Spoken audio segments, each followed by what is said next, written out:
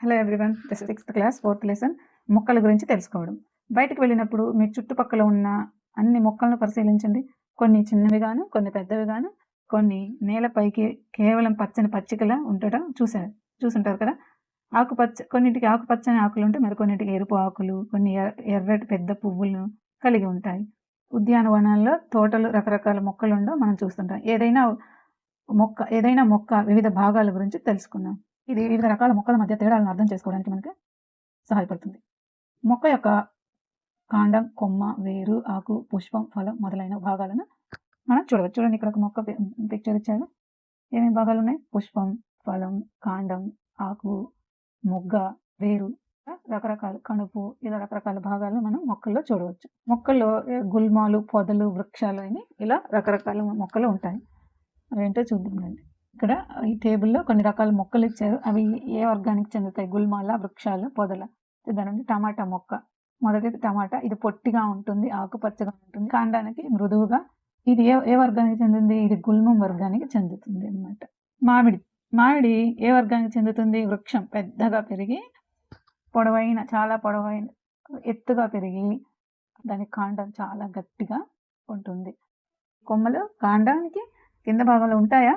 కాండానికి పై భాగంలో ఉంటాయా? కాండానికి పై భాగంలో ఉంటాయి. వృక్ష జాతికి చెంది. నిమ్మ చెట్టు ఏ రకానికి చెందింది? ఇది ఎత్తు సుమారుగా అంటే ఒక మనిషి ఎత్తుకి లేదా ఇంకొంచెం ఎత్తుకు పెరుగుతుంది. అంతేగాని మామిడి చెట్టు లాగా చాలా పెద్దగా అయితే పెరగదు కదా. ఇది పొద రకానికి చెందింది. కలుపు మొక్కలు అంటే ఏంటో తెలుసా మీకు? పంట పొలాలను, పచ్చిక బయలు లేదా కుండీలలో తరచుగా కొన్ని అవసరం లేని మొక్కలను చూస్తుంటాం. వాటినే కలుపు మొక్కలు అంటారు. రైతులు తమ పొలాల్లో ఈ కలుపు మొక్కలను తొలగించడం మనం చూస్తుంటాం. లక్షణాల ఆధారంగా మొక్కలు 3 రకాలుగా వర్గీకరించవచ్చు. ఏ లక్షణాలు? ఏ రంగులో ఉంటాయి, ఎంత ఎత్తు పెరుగుతాయి, వాటి కాండం యొక్క స్వభావం ఆధారంగా గట్టిగా ఉంటాయా, మృదువుగా ఉంటాయా, పెళుసుగా ఉంటాయా అనే వీటి ఆధారాలను బట్టి అవి పెరిగే ఎత్తు, వాటి కొమ్మల స్వభావము, అవి పెరిగే ఆకారాలను బట్టి 3 రకాలుగా వర్గీకరించవచ్చు. అవేంటి? గుల్మాలు, పొదలు, వృక్షాలు. 3 రకాలు ఉన్నాయి చూడండి. గుల్మం, పొద, వృక్షం. గుల్మం అంటే చిన్నవి, గోంగూర, కొత్తిమీర ఇలాంటి మొక్కల్ని గుల్మాలు అంటారు. పొదలంటే గులాబీ, మందారం. ఇది హైట్ మీడియంగా ఉండి గుబురుగా పెరుగుతుంది. కొమ్మలు కొంచెం పెలుసుగాయి.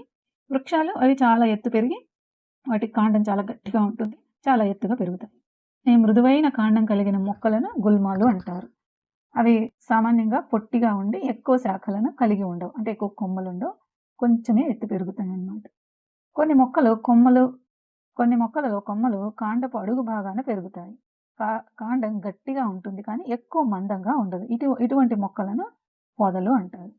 ఉదాహరణకి గులాబీ చెట్టు కొమ్మలు కింద నుంచే పెరుగుతాయి. కాండం గట్టిగా ఉంటుంది, ఎక్కువ మందంగా, అంటే ఎక్కువ పెద్ద సైజులో పెరగవు అనమాట దాని కొమ్మలు. ఇటువంటి వాటిని పొదలు అంటారు. కొన్ని మొక్కలు చాలా పొడవుగా ఉండి గట్టి మందపాటి కాండాన్ని కలిగి ఉంటాయి. నేలకు చాలా ఎత్తులో కాండం పై భాగంలో కొమ్మలు ఉంటాయి. ఇటువంటి మొక్కలను వృక్షాలు అంటారు. ఈ లక్షణాల ఆధారంగా మనం మొక్కలను వర్గీకరించవచ్చు. బలహీన కాండం కలిగి నిటారుగా నిలబడలేని నేల మీద వ్యాపించే మొక్కలను పాకే మొక్కలు అంటారు. పాకే మొక్కలకు ఉదాహరణ ఏంటి? ఇక్కడ ఉన్నాయి చూడండి. గుమ్మడి చెట్టు నేల మీద పాకి పెరుగుతుంది. పుచ్చకాయ అంటే వాటర్ మిలన్, ఇలాంటివన్నీ పాకే మొక్కలకు ఉదాహరణ. దేనికైనా ఆధారం చేసుకుని పైకి ఎగబాకే వాటిని ఎగబాకే మొక్కలు అంటారు. మల్లె చెట్టు. మనం మల్లె చెట్టుకు పందిరి వేస్తే పైకి చిక్కుడు చెట్టు, మల్లె చెట్టు ఇలాంటివి దేన్నైనా ఆధారం చేసుకుని పైకి ఎగబాకి పెరుగుతాయి అన్నమాట. వీటినే ఎగబాకే మొక్కలు అంటారు. ఇవి గుల్మాలు, పొదలు, వృక్షాలు వంటి వాటికి భిన్నంగా ఉంటాయి. నేల మీద పాకే మొక్కలు. మనీ ప్లాంట్ చూడండి. ఎగబాకే మొక్కకు ఉదాహరణ మనీ ప్లాంట్. మొక్కల కాండాలను నిశితంగా పరిశీలించండి. కాండంపై ఉద్భవించే వివిధ రకాల భాగాలను మనం గుర్తించవచ్చు. కాండాలకు ఆకులు, కొమ్మలు, మొగ్గలు, పుష్పాలు వంటివి ఉంటాయి. కాండానికి ఎలా అతుక్కుబడతాయి? కాండానికి అంటుకుని ఉన్న ఆకు భాగాన్ని పత్రవృంతం అంటారు. వెడల్పైన పచ్చటి ఆకు భాగాన్ని పత్రదళం అంటారు. ఆకులో రెండు భాగాలు ఉంటాయి, పత్రవృంతము, పత్రదళం. ఆకు కాండానికి అంటి పెట్టుకున్న భాగాన్ని పత్రవృంతం అని, వెడల్పైన ఆకు పచ్చటి భాగాన్ని పత్రదళం అని అంటారు. చూడండి, వెడల్పైన పచ్చటి భాగాన్ని పత్రదళం అని, ఈ కాడ ఉంది కదా, కాడ యొక్క భాగాన్ని పత్రవృంతం అంటారు. ఆకుపై ఉన్న గీతలను ఈనెలు అంటారు. ఆకు మధ్యలో ఒక స్పష్టమైన గీత, మధ్యలో మిడ్ రిబ్ అని ఉంటుంది. ఆకు మధ్యలో ఇక్కడ స్పష్టంగా కనపడే ఒక పెద్ద గీత లాంటిది ఉంది కదా, దాన్నే నడిమి ఈనె అంటారు. ఒక ఆకులో ఈనెలతో చేయబడిన ఆకుల యొక్క ఈనెల వ్యాపనం అంటారు. ఒక ఆకులో ఈనెలతో చేయబడిన రూపురేఖను ఆకుల ఈనెల వ్యాపనం అంటారు. ఆ నడిమి ఈనె కాకుండా ఇంకా చిన్న చిన్న ఈనెలు కూడా చూడవచ్చు. ఆ మొత్తాన్ని కలిపి ఆ డిజైన్ మొత్తాన్ని ఆకు ఈనెల వ్యాపనం అంటారు. ఈ నడిమి ఈనెకు ఈ రూపురేఖ 2 వైపులా వల్ల ఉంటే అది జాలాకార ఈనెల వ్యాపనం అంటారు. గడ్డి ఆకులలో ఈ ఈనెలు ఒకదానికొకటి సమాంతరంగా అంటే ప్యారలల్‌గా ఉన్నట్లుగా మనం గమనించవచ్చు. చెరుకు ఆకుల్లో కూడా అలాగే ఉంటుంది. ఈ సమాంతర ఈనెల వ్యాపనం అంటారు. జాలాకార ఈనెల వ్యాపనం, సమాంతర ఈనెల వ్యాపనం 2 రకాలు ఉంటాయి. గడ్డి ఆకులనేమో సమాంతర ఈనెల వ్యాపనం, మిగతా ఆకులంటే మందార, మామిడి ఇలాంటి ఆకులలో జాలాకార ఈనెల వ్యాపనం మనం గమనించవచ్చు. ఇది రావి ఆకు, రాగి చెట్టు ఆకు, దాని ఈనెల వ్యాపనం చూడండి. కొన్ని ప్యారలల్‌గా ఉన్నాయి. ఇవి నడిమి ఈనెలు ప్యారలల్‌గా ఉన్నాయి. వాటి మధ్యలో సన్నటి జాలాకార వ్యాపనం ఉంటుంది. ఇది గడ్డి మొక్క. ఈ గడ్డి మొక్కలో ఈనెల వ్యాపనం ఎలా ఉంటుంది? ప్యారలల్‌గా ఉంటుందన్నమాట. సమాంతర ఈనెల వ్యాపనం ఉంటుంది. ఇదేమో జాలాకార వ్యాపనానికి ఉదాహరణ. ఇది సమాంతర ఈనెల వ్యాపనానికి ఉదాహరణ. నీరు ఆవిరి రూపంలో ఆకుల నుండి బయటకు వచ్చే ప్రక్రియను బాష్పోత్సేకం అంటారు. ఈ ప్రక్రియ ద్వారా మొక్కలు చాలా నీటిని గాలిలోకి విడుదల చేస్తాయి. మొక్కలు నేల నుండి వేర్ల ద్వారా నీటిని గ్రహిస్తాయని తెలుసుకున్నాం కదా. కావలసినంత నీటిని ఉపయోగించుకొని మిగిలిన వాటర్ని బాష్పోత్సేకం అనే పద్ధతి ద్వారా ఆకుల నుండి మొక్క ఆ నీటిని బయటికి పంపిస్తుందన్నమాట. మనకి ఎలా అయితే చెమట రూపంలో నీరు బయటికి వస్తుందో ఆకులకు కూడా బాష్పోత్సేకం అనే పద్ధతి ద్వారా నీటిని మొక్కలు బయటికి పంపిస్తాయన్నమాట. అలా నీరు బయటకు వస్తుందా లేదా అని తెలుసుకోవడానికి ఇక్కడ ఒక చిన్న ఎక్స్పెరిమెంట్ చేసాను. ఆకుకి పాలిథిన్ కవర్ కట్టి ఉంచితే కొద్ది సమయం తర్వాత మనం ఆ కవర్ లోపల నీటి బిందువులను గమనించవచ్చు. ఈ పటంలో 2 రకాల మొక్కలను ఇచ్చారు. వాటి వేరు వ్యవస్థ గురించి మనం డిస్కస్ చేసుకున్నాం. ఈ పటంలో చూపిన విధంగా వేర్లలో ప్రధాన వేరును తల్లి వేరు అని పటం 4.17 అంటే మొదటి పిక్చర్లో ఉన్న వేరు వ్యవస్థని తల్లి వేరు వ్యవస్థ అంటారు. ఈ రెండవ పార్శ్వవేర్లు తల్లి వేరు వ్యవస్థకి అంటుకొని ఉండే చిన్న వేర్లను పార్శ్వవేర్లని, దీన్ని గుబురు వేరు వ్యవస్థ అని అంటారు. తల్లి వేరు గల మొక్కలు గుబురు వేరు గల మొక్కలను గుర్తించవచ్చు. ఇలా వేరు వ్యవస్థను గమనించి గుర్తించవచ్చు. నీరు ఖనిజ లవణాలను వేర్లు నేల నుండి పీల్చుకుంటాయి. కాండం ఆకులకు మొక్కలలోని ఇతర భాగాలకు నీటిని సరఫరా చేస్తుందని మనం నేర్చుకున్నాం కదా. వేర్లు నీటిని గ్రహించి కాండానికి అందిస్తే ఆ కాండం మిగతా భాగాలకు సరఫరా చేస్తుంది. ఆకులు ఆహారాన్ని తయారు చేస్తాయి. ఈ ఆహారం కాండం ద్వారా ప్రయాణించి మొక్కలోని వివిధ భాగాల్లో నిల్వ చేయబడుతుంది. కొన్ని వేర్లను మనం తింటాం. ఉదాహరణకు క్యారెట్, ముల్లంగి, చిలగడదుంప, కంద, కర్రపెండలం వంటివి. ఎందుకు తింటాం? ఆ మొక్క తయారు చేసుకున్న ఆహారాన్ని ఈ వేర్లలో దాచి ఉంచుతుందన్నమాట. అది దాచి ఉంచుకున్న ఆహారాన్ని మనం తింటాం. అవే కందగడ్డ, కర్రపెండలం, చిలగడదుంప, దాన్ని గెంచుగడ్డలని కూడా అంటారు. ఆహారం నిల్వ చేయబడిన మొక్కలోని ఇతర భాగాలను కూడా తింటాం. అంటే వేర్లు అంటే ఈ వేరు పదార్థాలనే కాకుండా వేరే వాటిని కొన్ని మొక్కల్లో మన ఆకులని, కొన్ని మొక్కల్లో కాండాన్ని, కొన్నింటిలో ఆయిల్ అని తింటాం కదా. కాండం అటు ఇటు సంచారం ఉన్న వీధి. మీరు ఒప్పుకుంటారా? ఎందుకని? వేర్లు గ్రహించిన నీటిని కాండం గ్రహించుకొని కాండం తీసుకొని అన్ని భాగాలకు సప్లై చేస్తుంది. అలాగే ఆకుల్లో తయారైన పదార్థాలను తీసుకొని ఇదే కాండం మిగతా భాగాలకు చేరవేస్తుంది. అందుకే దీన్ని సంచారం ఉన్న వీధితో పోల్చారనమాట. వీధిగా చెప్పారు. మనం పుష్పాల గురించి తెలుసుకుందాం.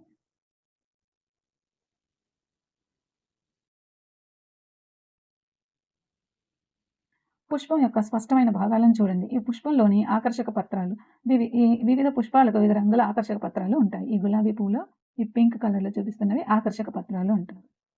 మొగ్గలో ఆకర్షక పత్రాలు ఎక్కడ ఉంటాయి? మీరు ఆలోచించారా? మొగ్గ చాలా ముఖ్యమైన భాగం. చెట్టులో మొగ్గలో ఇది చాలా ముఖ్యమైన భాగం అంట ఈ ఆకర్షక పత్రాలు. ఈ భాగం చిన్న ఆకు లాంటి నిర్మాణాలతో చేయబడి ఉంటుంది. ఇవి ఆకర్షక పత్రాలు, ఇవి రక్షక పత్రాలు. ఈ గ్రీన్ కలర్లో ఉండే వాటిని రక్షక పత్రాలు అంటారు. ఒక పుష్పాన్ని తీసుకుని దాని రక్షక పత్రాలను పరిశీలిస్తే మనకి ఇందులో ఎన్ని రక్షక పత్రాలు ఉన్నాయి? సుమారుగా 1, 2, 3, 4, 5 రక్షక పత్రాలు కనిపిస్తున్నాయి ఈ గులాబీ పువ్వులో.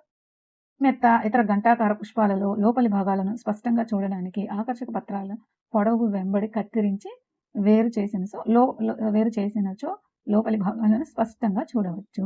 ఉన్నత పువ్వును తీసుకుని మధ్యలోకి కట్ చేస్తే మిగతా భాగాలను స్పష్టంగా చూడవచ్చు. ఇతర భాగాలను చూడడానికి రక్షక పత్రాలను, ఆకర్షక పత్రాలను తొలగించండి. అందులో ఏమేమి ఉంటాయి? కేసరాలు, అండకోశం మనం పుష్పాల్లో గుర్తించవచ్చు. దానికి కోసం పుష్పం ఎలా ఉంటుంది? పరాగ కోసం, కేసరాలు, అండకోశం. ఈ కేసరాలు 2 రకాలు ఉంటాయి. ఒకటి పరాగ కోసం, తర్వాత కేసరాలు 2 ఉంటాయి. అండకోశం కింద భాగంలో ఉంటుంది అన్నమాట. పుష్పంలో అన్నింటికన్నా లోపలి భాగాన్ని అండకోశం అంటారు. ఇక్కడ చూడండి, ఈ భాగాన్ని అండకోశం అంటారు. పూర్తిగా చూడలేకపోతే మిగతా భాగాలు అంటే ఇక్కడ కేసరాలు ఉన్నాయి కదా, కేసరాలన్నిటిని తీసేస్తే మధ్యలో ఉంటుంది ఈ కీలం అనేది. దాని కింద ఉబ్బెత్తు భాగాన్ని అండాశయం అంటారు. అండాశయం యొక్క నిర్మాణం ఎలా ఉంటుందో చూద్దామండి. అండాశయం యొక్క నిర్మాణం అత్యంత దిగువన ఉన్న మరియు ఉబ్బిన భాగం. ఈ చుట్టూ ఉన్న రక్షక పత్రాలు, ఆకర్షక పత్రాలు తీసేసి ఈ కేసరాలను కూడా తొలగిస్తే మనకి ఈ మధ్యలో మిగిలి ఉండేదే కీలాగ్రం. కింద ఉబ్బెత్తు భాగాన్ని అండాశయం అంటారు. అండాశయంలో ఏముందో తెలుసుకోవాలంటే దాన్ని కత్తిరించి చూడవచ్చు. పుష్పం యొక్క అండకోశాన్ని ఎలా కత్తిరించాలి, దాన్ని మధ్యలోకి కట్ చేసి ఇక్కడ బ్లేడ్ పెట్టి ఎలా కట్ చేయాలో చూపించారు చూడండి. ఇలా కత్తిరిస్తే లోపల ఏముందో మీరు చూడవచ్చు. ఇలా అండాశయం లోపల అండాలు ఉంటాయి. అండాలు అవే మనకి పువ్వు పెరిగి కాయగా మారినప్పుడు విత్తనాలుగా మారుతాయి అన్నమాట. ఈ పాఠంలోని ముఖ్య అంశాలు మరోసారి రీకాల్ చేసుకుందాం.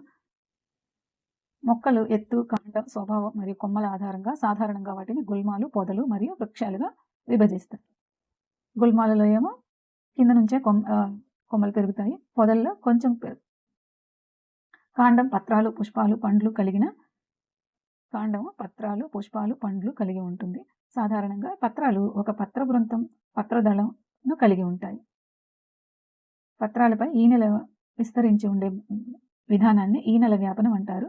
ఇవి 2 రకాలు, జాలాకార లేదా సమాంతర ఈనెల వ్యాపనం కావచ్చు. పత్రాలు బాష్పోత్సేకం అనే ప్రక్రియ ద్వారా నీటి ఆవిరిని బయటకు పంపిస్తాయి. ఆకుపచ్చని ఆకులు సూర్యరశ్మి సమక్షంలో కార్బన్ డయాక్సైడ్ మరియు నీటిని ఉపయోగించుకొని కిరణజన్య సంయోగ క్రియ ద్వారా తమకు కావలసిన ఆహారాన్ని తయారు చేసుకుంటాయి. నేల నుంచి నీరు, ఖనిజ లవణాలు వీటిని వేర్లు పీల్చుకుంటాయి. అదేవిధంగా మొక్కను నేలలో దృఢంగా పట్టి ఉంచుతాయి. వేర్లు కేవలం నీరు పీల్చుకొని నీటిని పీల్చుకొని అందించడానికే కాకుండా మొక్కను నేలలో దృఢంగా పట్టి ఉంచడానికంటే వేర్లు ముఖ్యంగా 2 రకాలు, తల్లి వేరు వ్యవస్థ, గుబురు వేరు వ్యవస్థ.